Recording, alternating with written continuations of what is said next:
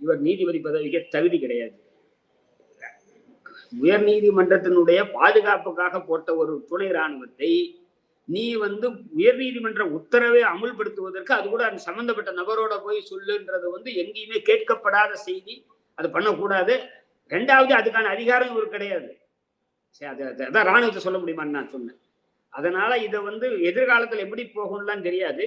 எனவே இதை கடுமையாக நிச்சயமாக அவர் கேள்விக்குள்ளாக்கணும்ன்றதுதான். ஏன்னா இந்த மாதிரி தொடர்ந்து இருக்கிறது ஏன்னா குறைஞ்சபட்சம் இதுக்கு தீர்வு சார் வேற ஊருக்கு போயிட்டா இருக்காது. வேற ஊருக்கு போயிட்டா இருக்காது சார். மாற்றல் மட்டும் இருக்காது. ஓஹோ, சரி சார். அது நிறைய முறை இந்த மாதிரி மாற்றல் பண்ணியிருக்காங்க. அது என்ன கருத்தா சொல்றேன். நீங்க மீதி நடவடிக்கை விட குறைந்தபட்சம் சார் இது. அதுக்கப்புறம் மீதி என்ன பண்ணான்றதெல்லாம் வேற மீதி பிராக்டிகலா நடக்காது சார். இது வரைக்கும் 75 வருஷத்துல எந்த நீதிபதி எந்த குற்றச்சாட்டுக்காகவும் இப்போ அவர் வீட்டுல கரன்சி நோட்டு எரிஞ்சிருந்தேன் அவரே கூட இன்னும் ரிமூவ் பண்ணப்படல.